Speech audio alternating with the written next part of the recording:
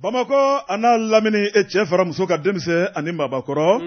Bɔkari Tarawele ni y'an sigilen kunnafoni balan kɛnɛ kan ka Ala fo ka Ala waleɲuman dɔn Bɔkari Tarawele lamɛnba cɛman fara musoman kan ka bɛɛ lajɛlen fo ka bɛɛ lajɛlen waleɲuman dɔn jɛgɛ fanga ye ji ye Bɔkari Tarawele an kumalikɛlaw fanga ye an ka lamɛnbaw ye ni lamɛnbaw tɛ yen o kɔrɔ k'anw tɛ yen an tɛna sigi ka kuma fɔ fiɲɛ fɛ fu Bɔkari an b'a la k'a fɔ ko an kɔkɔrɔma donnen bɛ an b'a dɔn k'a fɔ k'an jukɔrɔma tintilen bɛ an b'a dɔn k'a fɔ ko maaw de b'an lamɛn maaw ka danaya b'an kan n'o ye kunnafoni di sira ye k'a daminɛ Kayi ka taa bila fo Minaka arajo 300 ni kɔ bɛɛ lajɛlen b'u ka fiɲɛ tulukala munumunu ni ka bila Jɛgɛfɔ ka kumaso la ni kunnafoni waati mana se Bɔkari Tarawele an b'u ka ɲɛmaaw fo u ka lamɛnbaw fo sigida maa bɛɛ lajɛlen fo baara in tɛ kɛ masaba baara kɔ bi sɔgɔmada na nɛgɛ kɛrɛfɛ juru bɛ an bɛ Jakite bolo e ni ne tɛnkulen bɛ ɲɔgɔn na studio nɔrɔmaba in kɔnɔ e ko cogo di k'a fɔ an bɛ de y'a ka fiɲɛ bɔ an senkɔrɔ o bi bɛn Jɛka pip Namu ne ko bala cogo bɛ di Bɔkari Tarawele joona ne bɛ n tigɛ don Danaba Info sɛbɛnnikɛla a tɔgɔ ye ko Seydou Kuyate Bɔkari Tarawele a ko min ye waati ka gɛlɛn a ko camancɛ fanga Bɔkari Tarawele u bɛ tigɛrɛ fɔ k'i layɛlɛ Bɔkari Tarawele o tigɛrɛfɔla kelenw u bɛ tila ka i lajigin duguma sɛbɛnnikɛla ko a ko jamana bɛ dabolo min na bi Bɔkari Tarawele an ka tiɲɛ fɔ ɲɔgɔn ye a ko sabu jamana ye an bɛɛ lajɛlen jɛ ye a ko les 5 colonels Bɔkari Tarawele o kuma ko bi ka gɛlɛw bolo bi dɛ sɛbɛnnikɛla ko Bɔkari Tarawele min ye les 5 colonels ye i b'a ye k'a fɔ u nana jamana kunna Bɔkari Tarawele o sɔrɔla jamanadenw ka wulikajɔ la min ye jamana masakɛkɔrɔ n'o ye Ibrahim Boubacar Keita Bɔkari Tarawele 2020 waatiw la ni k'a ka fanga dafiri ye k'a yirala k'a fɔ k'a dɛsɛra hakilina minnu bɛ malidenw na Bɔkari Tarawele les 5 colonels u nana ka na don malidenw jigi kɔrɔ min ye malidenw mago malidenw ka hakilinaw ye Mali banbanciya wale Mali baarakɛbaliya Mali burujali Bɔkari Tarawele k'u bɛna Mali danbe segin a ma sɛbɛnnikɛla ko a don in kama tigɛrɛfɔlaw cayara kanubaw cayara min ye kuma duman fɔlaw cayara Bɔkari Tarawele ko doni bi ko bɛ cogo di dɛ sɛbɛnnikɛla ko Bɔkari Tarawele a kan bɛ ka tɔgɔfɔli yɛrɛ kɛ a ko tɔn dɔ bɛ yen n'o ye mouvement yɛrɛwolo debout sur les remparts ye Bɔkari Tarawele olu ye wulikajɔ min kɛ a ko o ma dogo maa la Bɔkari Tarawele min kɔni ye colonel Assimi Goïta a ka to jamana kunna kudayi fo san 30 sɛbɛnnikɛla ko da baara kelen mun y'o fɔ kunun Bɔkari Tarawele o mɔgɔ kelenw bɛ yɔrɔ jumɛn na bi olu de ko bi ko jamana ka gɛlɛn bi ko baara tɛ ka kɛ ka ɲa o tuma min ye jamana marabaaw ye k'olu dɛsɛra sɛbɛnnikɛla ko Bɔkari Tarawele min ye waati yɛrɛ kɛcogo ye a ko mankan kɔni o cayalen bɛ an ka jamana in kɔnɔ n'i ye feerefɛnw lajɛ n tɛ san sɔngɔ dalen b'u kan hali ni diɲɛ ka gɛlɛn ka fiɲɛ maa wuli cogo Bɔkari bɛɛ lajɛlen bolo b'i kunna minɛna sɛbɛnnikɛla ko a ko fɛn minnu bɛ bɔ an ka jamana kɔnɔ jamana yɛrɛ marabaaw dɛsɛ mɛ ne ka sɔngɔ kelen fɔ ko la don o don min mana min jɛ o b'o boloda don o don min mana min jɛ o b'o kɛ Bɔkari Tarawele k'an m'an komi an m'an jami i b'a fɔ ko ɲɛma tɛ dugu la a baara ta min ye camancɛ fanga ɲɛmaaw ye u ye hakilina caman ni kangabila caman kɛ sɛbɛnnikɛla ko janto yɛrɛ la ale kɔrɔcogo ka ɲi kojugu a ko n'i ye kow jateminɛ Bɔkari min ye kiritigɛlaw ye olu bɛ fɛ ka wuli k'u jɔ u ka hakɛyaw nɔfɛ min ye lakɔlidenw ye olu kɛn bɛ ka wuli k'u jɔ ka ban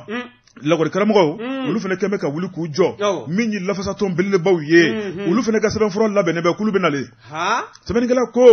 n'i ye ni damadamaw lajɛ a bɛ maa kamana gan a bɛ maa siran a ko sogobilentigi mana maa min fa n'i ye fugulanbilentigi ye Bɔkari Tarawele i bɛ siran dɛ a ko n'i ye ko taabolo lajɛ Bɔkari min kɔni ye les 5 colonels ye Bɔkari e ko bi k'u kamana gannen tɛ de n'i ye jamana yɛrɛ maracogo lajɛ ko foyi de tɛ bi i b'i bolo ma da fɛn kelen mun ma Ibrahim Boubacar Keita gɛnna fɛn mun na Bɔkari ni ka Mali danbe segin a ma Bɔkari k'an bɛ yɔrɔ jumɛn bɛ yen u k'u cogo dɔn Bɔkari Tarawele sɛbɛnnikɛla ko a ko min ye banbanciya wale Ibrahim Boubacar Keita ka dɛsɛra Bɔkari Tarawele ko jɔn ko Ala min kɔni les 5 colonels u nalen o kuma ko nɔgɔya belebele don b'o ko la banbanciw ma ban nka Bɔkari hali bi bɛ ko la dɛ ɲaamɛ binna kɔlɔn kɔnɔ kunkolo bɔra dɔ kɛra dɔ wɛrɛ bɛ kɔfɛ a ko n'i ye ko taabolo lajɛ jamana ko bɛɛ lajɛlen tɛ se ka bila ni ka sécurité maa kɔnɔ ko wɛrɛ bɛ yen dumuni ko baara ko jamana yɛrɛ sigicogo jamana bɔ nɔgɔ la Bɔkari Tarawele ko nin bɛɛ lajɛlen de kɛn bɛ majɛ ye bi les 5 colonels e ko k'u m'u dan yira de sɛbɛnnikɛla ko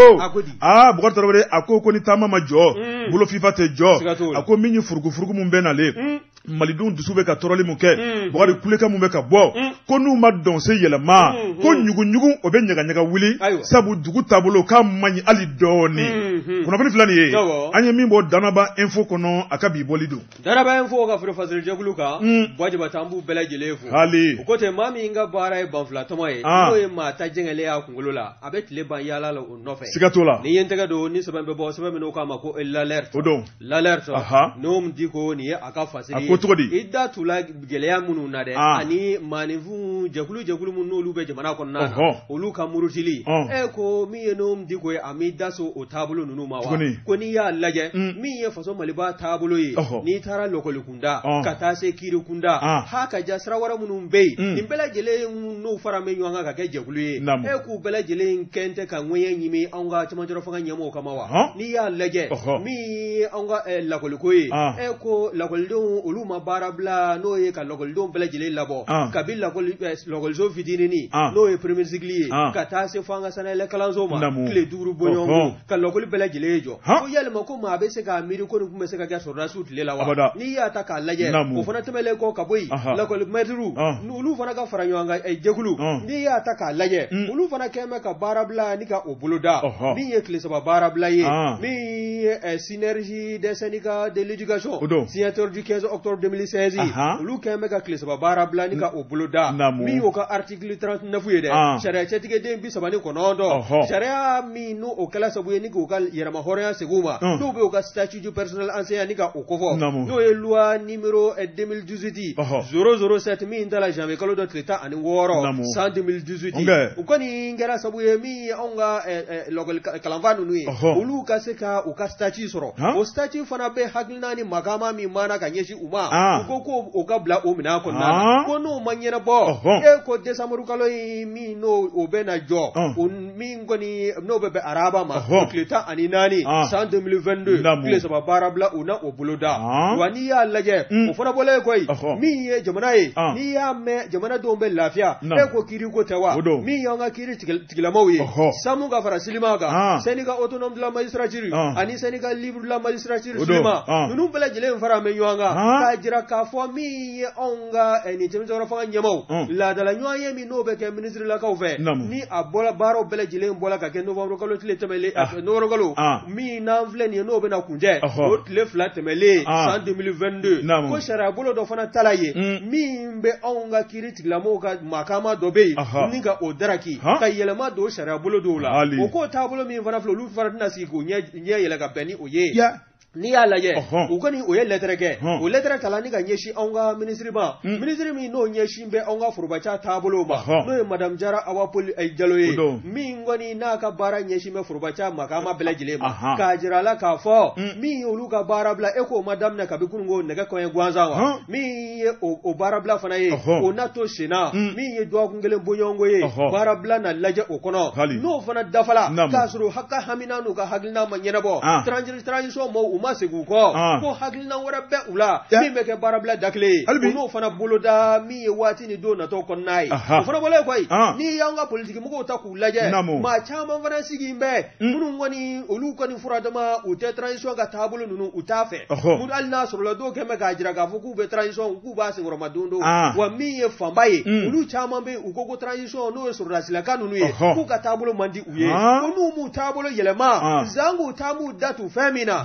u yɛrɛ hakilila ko bɛ kɛ lafiyada ye jamanaden kelenna bɛɛ lajɛlen ma anw ka jamana sariya sunba n'o ye nouvelle constitution du Mali ye min bɛna kɛ sabu ye constitution kɔrɔlen min n'o tun bɛ yen n'o sigila sen kan février kalo tile 25 san 1992 tɛmɛlen min n'o y'a jira k'a fɔ k'a kɔnɔ ko don kɔrɔ mɛ taabolo ni ninkura kan ka fiyɛ a makama dɔw la a n'a taabolo womisɛn dɔw bɛ yen olu kɔni k'o tɛ se ka sira sɔrɔ waasa min ye wulikajɔ ye o bɛɛ lajɛlen ka se ka sabati ni a ma yɛlɛma o yɛlɛma baara minnu n'o bolo danbɛ min ye a baara kunfɔlɔw ye n'i y'a ta k'a lajɛ ko avant projet o kɔni politiki tɔn ɲɛmaa dɔw kɔni bɛ yen olu y'a jira k'a fɔ ko nin tɛ o waati ye min ye colonel Assimi Goïta a n'a ka gouvernement k'u k'u cogo dɔn n'o tɛ funufunu min n'o taara ni ala ma hinɛna El Hadji Ibrahim Boubacar Keïta ye dɛ k'a funufunu kelen e ko k'a tɛna don u ka fanga kɔrɔ ni k'a yaara n'i y'a ta k'a lajɛ taabolo ninnu ni ninnu bɛɛ lajɛlen farala ɲɔgɔn kan kalan kunda kiiri kunda politiki kunda ko nin bɛɛ lajɛlen ka kɛ gɛlɛya ka ɲɛsin transition ma ko yalma ku na bo ningele ya kono wa ngali bo me gage ni ngwe sebe na ya sama ga bo l'alerte kono num diko aka fasiridu bo dorore ntise otise kan ntise magodla ne ben tiga don tukuni le diagnostic aboliko body minye 0 numéro 6 ye body bitarata doyen na sebenigela body atogade ko Mohamed Belemwa Mohamed Belem ko body tarawre ali bibe komina o maban ako minye français ko kani demain ku keme ka tige anga faso malibala sebenigela ko ako fuyi kololon tante ga demain mi flane ni français ba taka mali sigare bogari tarawre demain tigale bogari ko kuleka de bina même mali kono de bogari ni ye nanfolo ni laje nanfolo mugu bawde do abi do sira chaman fe mamunu be ko desebato do dunga fa sabatili mamunu be ko jangoro bagato do ku furake ka bo digu kono mamunu be ku mago be demain kalamana ko ta ku sigare ko de tigale flane mali la sebenigela ko ako jamana nyema ubujo ujorola bogari de okuma ko mugu dunta barafosa bolo bena dawrodo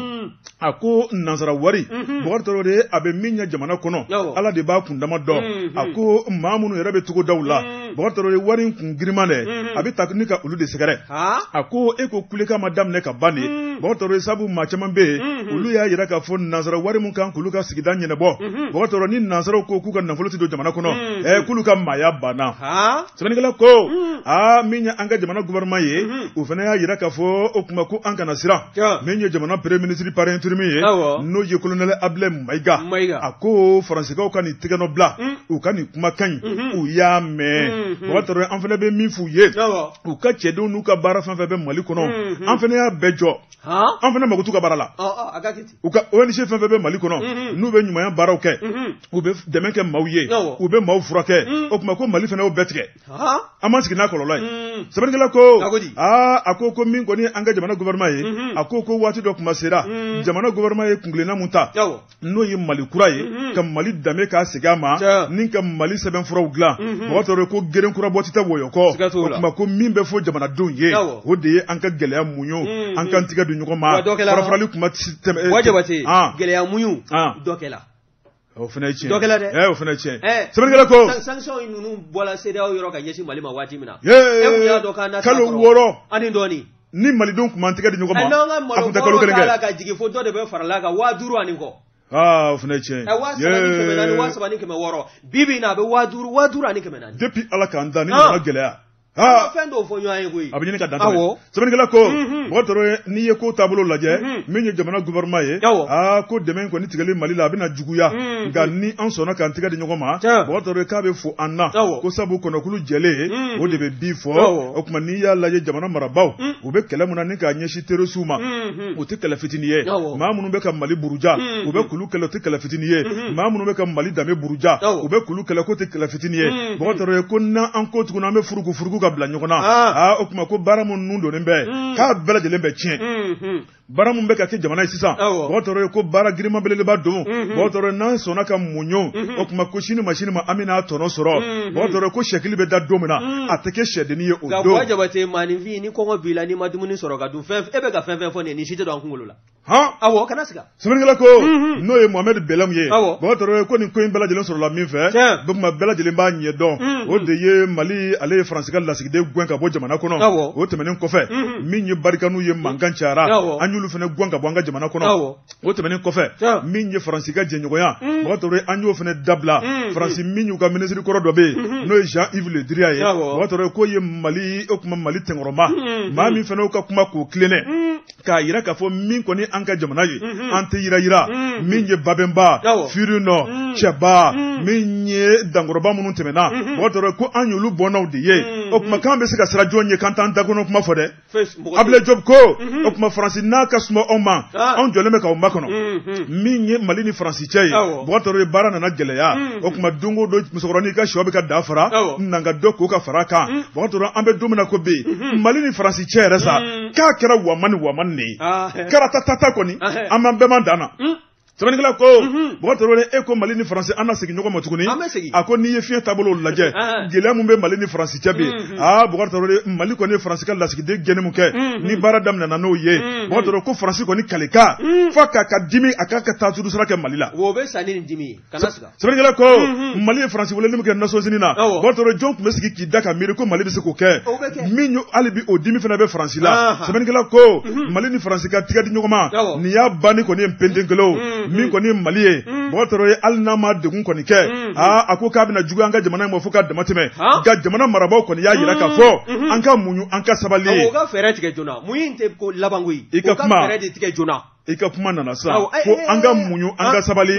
o tɛ maa min sigilen bɛ jigiɲɛso kunna dɛ n'o tɛ e bɛ wuli ka bɔ yen muɲu t'o ta la dɛ o tuma dun ka fa ko kɔngɔtɔ o tulo tɛ foyi la bilen kɔngɔtɔ tulo tɛ foyi la kolonŋalakan kɔ n'a bɔra o dɔrɔn na Bɔgɔtɔrɔ jamana o jamana kɔnɔ ni dun ka fan ba sabati Bɔgɔtɔrɔ foyi tɛ se ka ɲɛnabɔ hakilisigi fɔlɔfɔlɔ bɛ daminɛ kɔnɔbara de la fɔlɔ min ye camancɛ fanga ɲɛmaw ye Bɔgɔtɔrɔ n'a dun ma k'a fɔ ko France ka ni dɛmɛ belebeleba tigɛra Mali la o tuma k'a kan ka yɛlɛma ni hakilina kura min ye k'u k'o baara boloda joona joona n'o tɛ ko kulekan bɛna bɔ jamana kɔnɔ dɛ o ye Ala ma kisila ye kunnafoni filanan de ye an ye min bɔ le diagnostic kɔnɔ a ka bi bɔli don Bɔjabate naamu diagnostic mɔ an b'u fo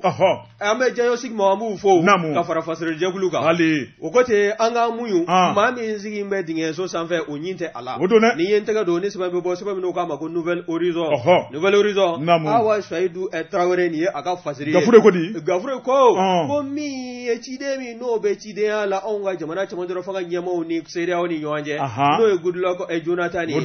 ko a ma cun anw ka jamana kɔnɔ yan ka ban wa bawo bi nɛgɛ kaɲɛ 11 ko an ma tɛmɛ o kan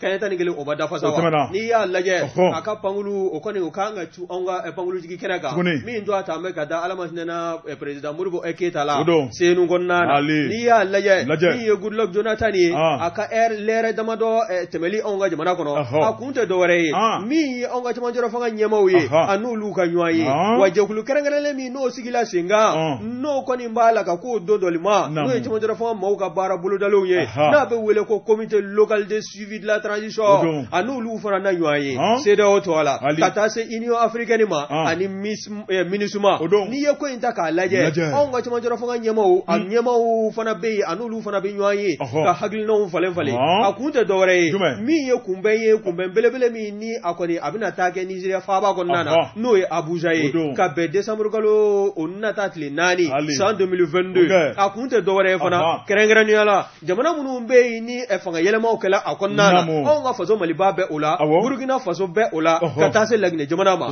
wa nin bɛɛ lajɛlen CEDEAO to a la cidenw cila nin jamana ninnu bɛɛ lajɛlen na Goodluck Jonathan b'a la ka se anw fɛ yan bi cogo min na dɛ o ciden kelen-kelenna bɛɛ lajɛlen cila o jamana fila tɔ ninnu fana ma o cogo kelen na nin bɛɛ lajɛlen de bɛ ɲɔgɔn ye o ni o jamana marabaaw n'o ye camancɛla fanga ɲɛmaaw ye ka u faralen kɔ ɲɔgɔn kan ka hakilina ninnu falen-falen u bɛ taa ɲɔgɔn sɔrɔ nin sommet belebele in na min n'o bɛna taa kɛ Abuja Nizeriya faaba kɔnɔna na Goodluck Jonathan ani CEDEAO ɲɛmaaw a bɔlen kɔ anw ka jamana kɔnɔ u na taa ɲɔgɔn ye o ɲɔgɔn ye yalima a bɛna kɛ sabu ye ni ka dɔ fara camancɛla fanga a mɔnɔbɔli kan wa ɲininkali bɔn bɛ ka kɛ wa n'i ye kɔrɔfɔ in lajɛ CEDEAO maaw olu kɔni mun ye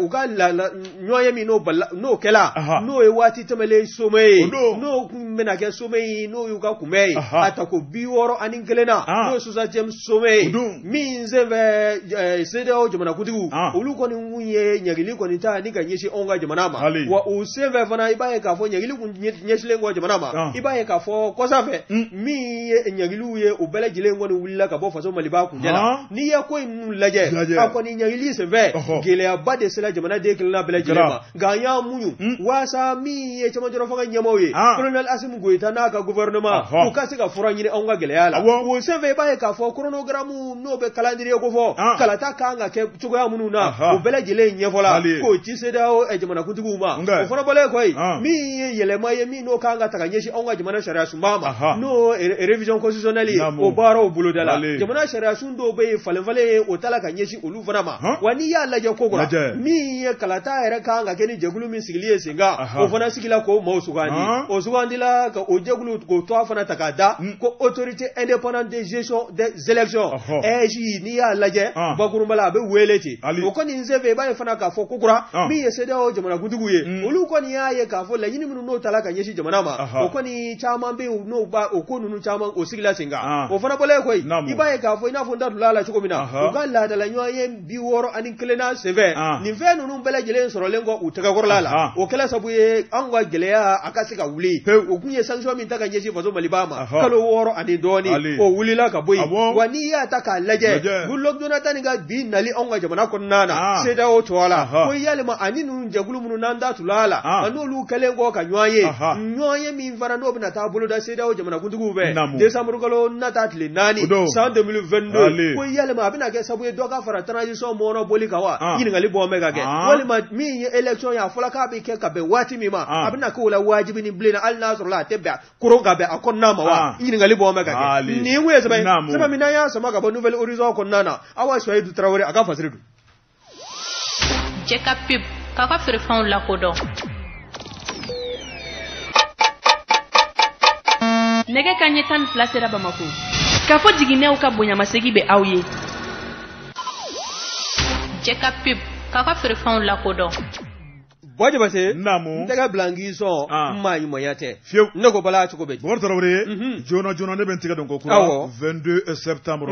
sɛbɛnnikɛla a tɔgɔ ye ko Aliyu M Touré Bokar Tarawele a ko an ka taa Bema Mumei sɛbɛnnikɛla ko a ko e sigi fiɲɛ duman Bokar Tarawele nin ye fiɲɛ kura de citɔlɛ an ka jamana in na n'o ye nisɔndiya fiɲɛ ye Bokar Tarawele min ye ciment dilan usine belebele Bokar Tarawele min kɔni ye El Hadji Mohamed Sako holding ɲɛmaaba nin ye ale ka wuli ka jɔ ye sɛbɛnnikɛla ko a ko maa min filɛ nin ka ŋaniya ta ni ka Mali sɛgɛrɛ Bokar Tarawele n'a tun b'a kɛ k'a bɛ bali maaw la sɛbɛnnikɛla ko n'i y'a ka ko taabolo lajɛ maa don Bokar Tarawele maa min bɛ hinɛ Bokar Tarawele maa min bɛ ni ɲumanya baaraw ka d'a ye maa min bɛ Bokar Tarawele i b'a ye k'a fɔ a yɛlɛ ɲi o de bɛ kɛnɛma kuma bɛɛ maa don Bokar Tarawele maa min tɛ ɲugu maa la faama fara fantan kan bɛɛ lajɛlen ka kan maa min bolo sɛbɛnnikɛla ko a ko min ye Bamako ka den ka bange ni ka mɔɔ Bamakɔ Bokar Tarawele a sogo kan diɲɛ ma don o don o de ye ka se ka ko kɛ jamana ye sabu adamaden n'i nana diɲɛ kɔnɔ i jilaja i ka nɔbila kɛ sɛbɛnnikɛla ko min y'a ka jɛrɛjɛkulu belebeleba n'o ye Sako holding ye Bokar Tarawele o bɛ fɛn mun mana o ye kuranko ka taa bila sanuko ka taa bila dugujukɔrɔ nafolow la ani jiko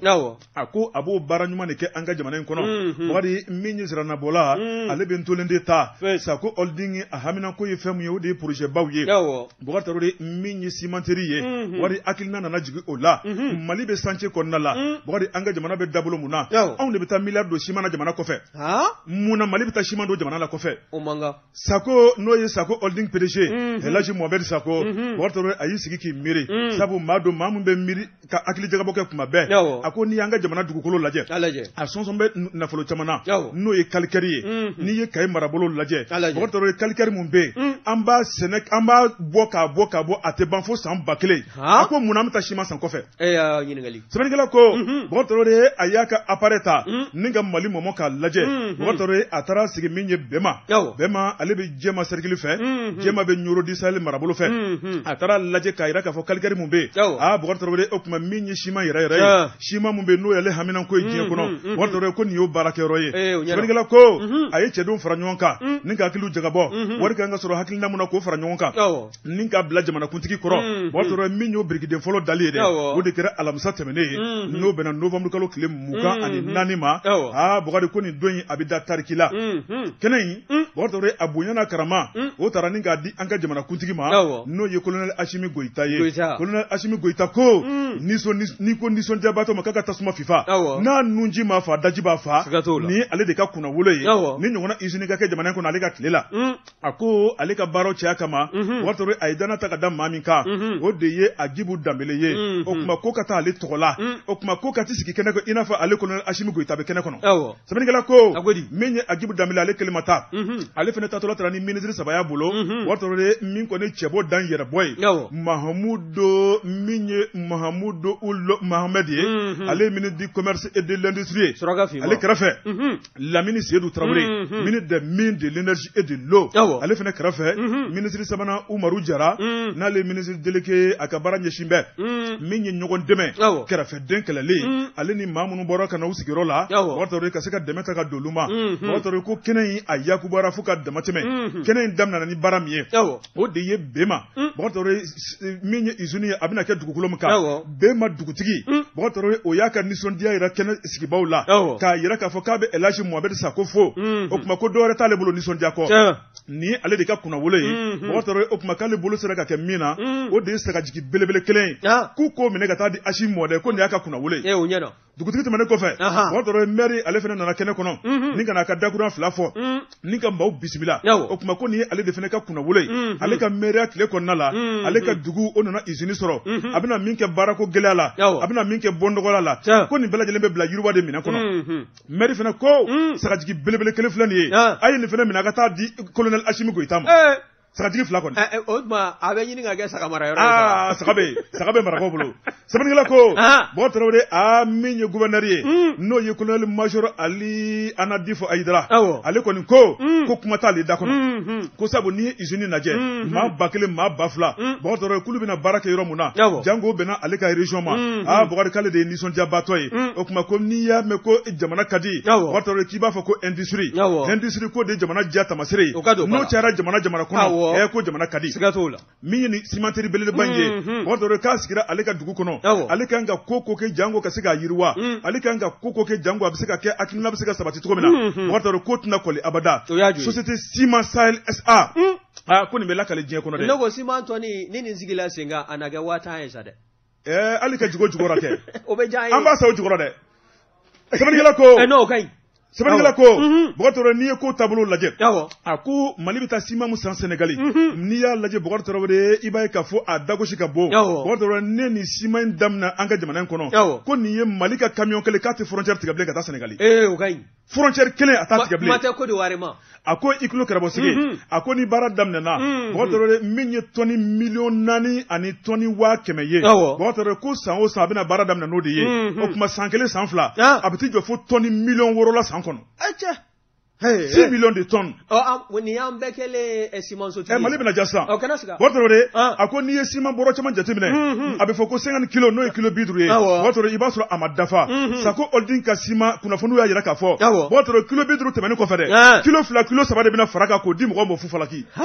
Mali bɛna ja. Mali bɛna ja. Mali. Sigai. Sɛbɛnnikɛla ko bɔgɔtɔrɔ de hali bi bɛ ko minnu ma ban a ko n'i ye ko taabolo lajɛ min kɔni ye nin ciment belebeleba in ye bɔgɔtɔrɔ k'a kan ka sigi sen kan min ye a bɔrɔ fɔlɔw ye ka bɔ usine da fɛ san 3 bɔɲɔnko a ko min kɔni Sako Holding ye wari a kelen tɛ a n'a dɛmɛbagaw tigɛ bɛ ɲɔgɔn bolo bɔgɔtɔrɔ u ye danaya ta ka d'a kan sabu u ɲɛ b'a la k'a fɔ sɛbɛkɛla don hakili ɲumantigi don faso kanubaga don bɔgɔtɔrɔ n'a sen donna ko la mɔgɔ de bɛ sɔrɔ ka jukɔrɔma tintin min ye bɛnbɛsi ye bɔgɔtɔrɔ ka taa bila Turkiw la nin bɛɛ lajɛlen ko sa ko mɔgɔ bɛ nafolo fɛn fɛn la k'a da waga dɔrɔn a k'a fɔ o b'a d'a ma sɛbɛnnikɛla ko bɔgɔtɔrɔ n'i y'a lajɛ nafolo min kan ka don usine in na a bɛ t'i jɔ CFA wari miliyari 300 ani miliyari 55 i jɔ ta dɛ miliyari 1 fila miliyari 300 ani 55 wari dilanli dabila la Suisse sisan a bɛ bɔ ko Mali jaliko kuma min de kun fɔra Sako de bɛna Mali ja bɔgɔtɔrɔ de a ko dɔrɔn tɛ dɛ courant min kan ka sama ka taa a n'o makamani sira dilan miliyari 2 ni kɔ bɔgɔtɔrɔ n'i y'a lajɛ i b'a dɔn min bɛ ka nisɔndiya wa usine in bɛ taa sigi togoda min na dɛ ninnu bɛɛ olu bɔra nɔgɔ la ka ban u filɛ ne ka yelen sɔrɔ nin ye Bɛnma de bɔlen nɔgɔ la bɔgɔtɔrɔ de a ko fɛn minnu kan ka fara usine yɛrɛ jɔli baara kan n'i y'a bɛɛ lajɛlen la a bɛ t'i jɔ fo miliyari 400 ani miliyari 80 na sɛbɛnnikɛla ko bɔgɔtɔrɔ ye min ye Elaji Mohamed Sako ye a ko k'a tɛ bɔ kɛnɛ kɔnɔ abada n'a m'i da don kuranko la n'o ye Bɛnmakaw ye san 1 san 2 u ye ji di n'o ye forage ye Bɛnmakaw fɛ yen o tuma jiko gɛlɛya tɛ bilen min ye courant ye o tuma ko dɔgɔkun n'o ye nin dɔgɔkun yɛrɛ yɛrɛ o tuma Bɛnmakaw k'u ka courant baara bɛ daminɛ i tɛ dibi ye Bɛnma bilen ni ye Bɛnmakaw de ka kunnafoni sa kunnafoni filanan ye an ye min bɔ 22 septembre kɔnɔ AM Touré ale ka sɛbɛnni don AM Touré ka fara 22 septembre fasilejɛkulu kan wajibi an b'u bɛɛ lajɛlen fo o kɔfɛ kuma min bɛ taa dugutigi bulon na o t'a bɔ dugutigiden k'i kunda koko la ni ye n tɛgɛ don ni sɛbɛn bɛ bɔ sɛbɛn minnu k'a ma ko La Sirène min ye dugu fana Keyita ye nin ye a ka fasiri ye dugu fana ko an ka taa Buguni mara la dɛ Buguni region ni ya ta ka lajɛ ko mi ye to sira tɔ ye kan ka gwa sinuwa minnu dun bɛ n'u kun welen bɛ Buguni faamaw fɛ n'u ka ko yɛrɛ n'a bɛ bolola halisa maa 32 minnu kɔni don bɛ an ka kungobolo kɔnɔna na ka to ka yiriw halaki ni k'u da min n'o kɔni sen fɛ a kɔni kɛla sabu ye u ka se ka kofɔ anw ka ɲɛmaaw ye ɲɛmaaw ka wulikajɔ a kɛla sabu ye sinuwa maa 32 tɛgɛ ka se ka da u kan u minɛlen kɔ i b'a ye k'a fɔ a jirala k'a fɔ ko min ye directeur régional des eaux et forêts ye dɛ ji ni kungo directeur min n'o tun bɛ Buguni directeur kɔrɔ ko a jirala k'a fɔ k'ale sen bɛ ko la koyi n'i y'a lajɛ min ye gouverneur min fana bɛ yen o ka directeur de cabinet o fana sen bɛ ŋanamu na ka taa se maaba caman ma n'i ye ko in lajɛ ko agent des eaux et forêts olu bɛɛ lajɛlen tɛ nin ŋanamu ju la wa min ye directeur kɔrɔ ye n'o ye directeur régional sortant ye directeur kɔrɔ des eaux et forêts ji ni kungo lakana cɛkɛda bolo min n'o bɛ Buguni o ɲɛmaa kɔrɔ n'o ye colonel Musa Fode Sisogo ye min ye siniwo ka nin mana ko ye anw ka kungogolo kɔnɔna na ka to k'an ka jiriw tigɛ o sago n'u dunga na ka camion charge a la min ye charbon ye o ka se ka bɔ ko ninnu ka bɛnbɛn bɛɛ kɛn tɛ sabu ye k'anw ka kungo ni k'a langolonya wa min ye maa 32 minɛlen ye k'o ma kuma wa u kumalen kɔ min ye ni maa kofɔlen ye a gwɛnna ka bɔ a place la n'o ye colonel Musa Fode Sisogo ye ka taa se maa wɛrɛw ma min ye directeur de cabinet du gouverneur n'o ye Buguni gouverneur o ka chef de directeur de cabinet o fana sen bɛ ŋanamu na min ye agent wɛrɛw ye minnu n'olu kan ka ji ni kungo ni ka a lakana olu fana sen bɛ a la min ye fasiri kɛbaa ye n'o ye dugu fana Keta ye a y'a jira k'a fɔ min ye maa kofɔlen ye fo ka taa se min ye Seydou Dawu ye ale fana chef de cantonnement min n'o tun bɛ Buguni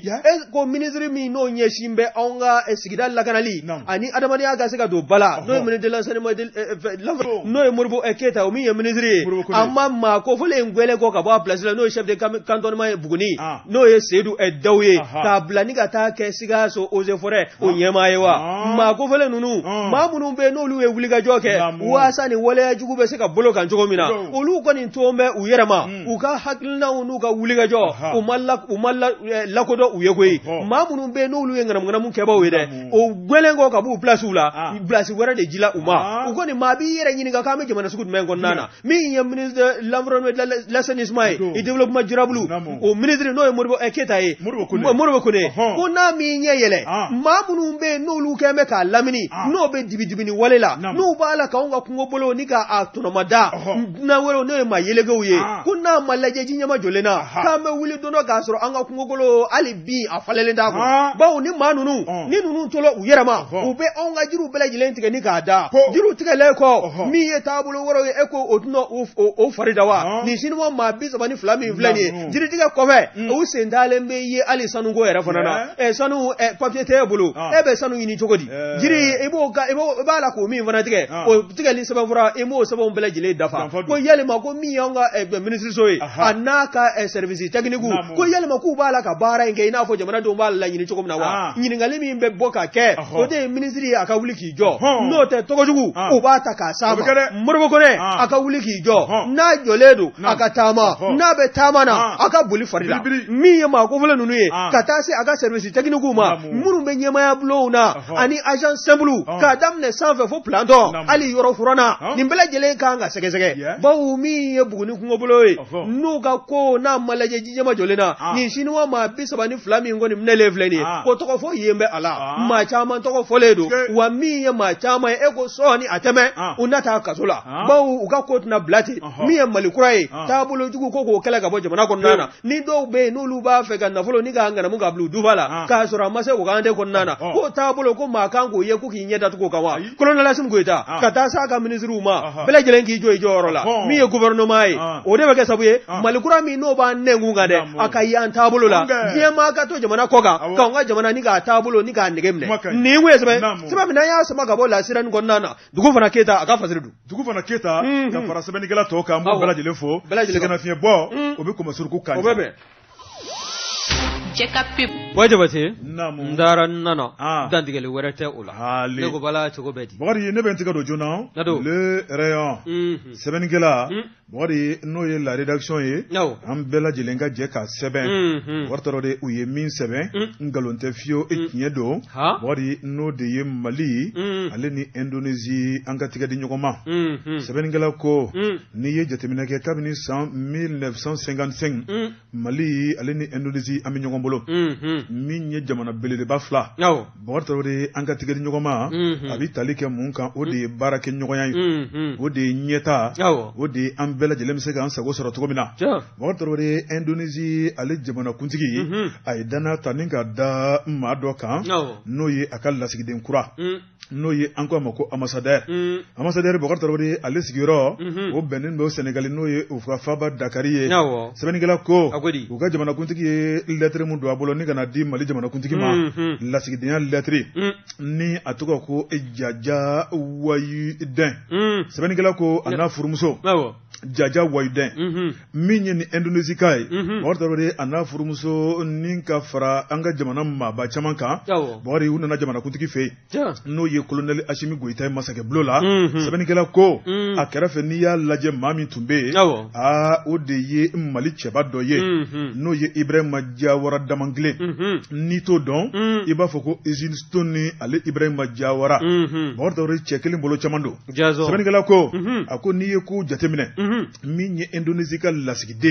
wartaro di anana lettre mun di colonel Ashimi Goïta mo akono kuma be talike femu ka o de ye jamana chef la nyogon che baraw ye o kuma doka fara baraw ka Indonésie ka deme be Mali o ka do be Mali mago be femu na wartaro de fona tubulo nonte una bela jelen tanin ka andeme ya sam bela jelen miseka nisoja soro togomina sabani gala ko wartaro de ale karafe cheba mun tume no ye Ibrahima Diawara damangle ale ko ni tarakabni wati ja Indonésie ka fe ka ke consul honoraire anka jamana konnala min Indonésie ka consul honoraire mado mamimbe anka jamana ni Indonésie gira nyona mado mamimbe baraka nyuga sabati botore Mali de munum be bo ni ngata Indonésie bori fika teme ali de fefolo sebeni gala ko botore min anga ni chebanye ka taninga ke consul honoraire botore ko gonzante u ka danaya baka u ka badon ka foko baraka la do u badon ka fo jorom kalfalimbala bortoro absika joro barake sebenigala ko ako niya laje ni Ibrahima Diawara damangle bortoro de ibaye ka fa ni Indonésie nyogonche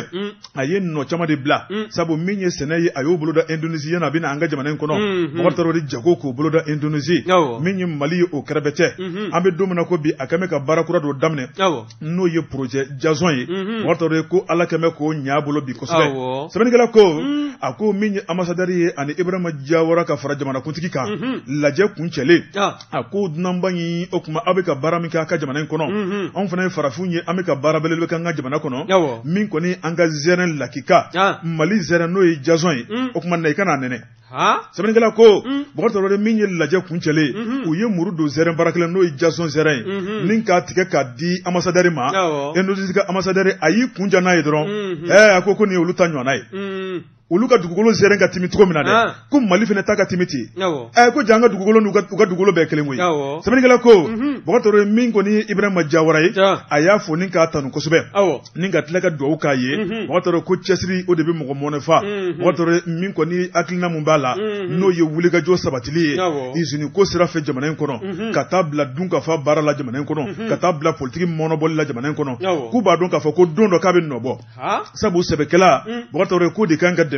wa sebekela botoro ko kan nyini fen odi be ke soro fen dondo Ibrahima Diawara okuma kulu ka deme baye okuma ku ba nyini alibi malidin bela jelen ka deme aka akinno la sabo ku ba donka fo Mali yiri wali o cheba doddo ona fani flani anyi mimbo le ron kono aka bi bolido lere mo boje bate amu bela jele hali yin taga do ne sababu bo sababu no ka mako kaima de ende odo kaima de ende ni ye de samage ni ye aka faziri de samage ko yele mako anga fa ba no e ba mako ye ba be yin nga ke trafika ulu jaba la baywa ni ye yin nga litaka laje ni ye korofo na bola faziri ke ba yoro misabu ma pumbe ka miri chukod mena mi ya de made ka taka tununi aye ka kla ka foki na tonmada ko afale na fulula yali ma ko ma kumba miri ko be ke faaba konna na wa mi onga jamana ye nyema ulu be wuli ga jola mi ye la kana tigla moyi ubala ku seke wani ya taka laje mi ye misa konna ye ni manunu demba ya mume ma tambo yongo mso esaba ani demisani ma woro kanin bela jele inta ni ga tu lasago misa bugu fando ve mi abota su donde kuta katununi uye bara nunu bela jelen bola ga gani wala ci kela ni ma nunu ve novembre ko lot leta asegi temele way baye ka fo anga ministre so mi no nya shimbe jamana corona kanali goma mi no be talige la secrétaire intérieur la protection civile la ko ale de na ka chedo ma wuli ka dodol lukewa ni ya laje mi e karitemele no be na novembre ko lot lem ko ani wolo blama san 2022 mi e misabu ko na fando e tege tara da nunu bela jeleka ni ya taka laje ma do be ala ni oye mamunu no luye ni matanta ni gatunu ni uye ka foku na uke jago fenye o do be talige franco sénégalais do la ka ta se français dugu ma flala mi franco malien do fanaye ni français ni mali nationalité c'est o be abolo ni ye krofo ilaje ma nani anga ministre de la sécurité intérieure no ye Daoud Ali Mohamedini ale mi ye général de brigadier ministre so ina wale de fanaye ministre so ministre baye ay koni ayo krofota ni ka sanala manufu kuna foni ka jira ka fo mata minu talikala nu ye ni manunu va ka tunu ni uye ku ubora uso ni korlala ka bekima no banu galo tlemu ga ani ula temele san 2022 wa mi ye manunu ye nga mata nunu ko ga la yin fe ba don wa million keme ko nondo o kumbala ka nyini usomo ve ba uya jira ka fo mi ye emguje mai ko kaini ko odokoni ko omuna na onga duani mi ngoni ni ya voler takalaje ko obeta miliyar chamana wa mi ko gani ni ya laje nyina mini fence juguba mi ba ta made keranga misalagaw ko kan ma ya dungala mana wa ni ye ni laje nunu ngani million keme ko non don yini dola ma nunu tale ga tunu ba u yera de la u yera da kono ka fuko mi ye nyina mini fe no ko gani ko domna na onga famo ve ko koni no yo ma don mi ye se for million keme ko non don ye o ka sara mata nunu somo ve wa ni ya laje ministry de la sécurité intérieure na ga mau uluka chesri anuka hagli ferelea anuka etiminandia o kala sabuye matai no dugele mume ka boni majugu nunu sonu korolala mi ngoni mi akara sabuye mi ni manunu okasu ko gaira mahora yazoro wani ya laje hagli nanjigi de samage ka fola ko mi onga duanyela ka uye ukoni ku della ku tegeda ku kaini doka mi ngoni no kume folofolo la no mnena malini lagina frontière la kore male kerengere nyala mi ni ya valeur taka laje kilo keme ani biduru ani konondo ani kla okoni odem nana ko gaini na ni ye valeur fana taka laje na fulukunda obeti Joseph war milliard segi bonyongola wani ya laje kogura mneli mingela fana ka ko onye mi ni ya laje octobre kalu wa konna na temeleuna san 2022 o fana mi ye ko gaini kilogramme keme sababu nyongo ye o fana minana o valeur ni yo fana laje na fulukunda sefa war milliard mugambo nyongo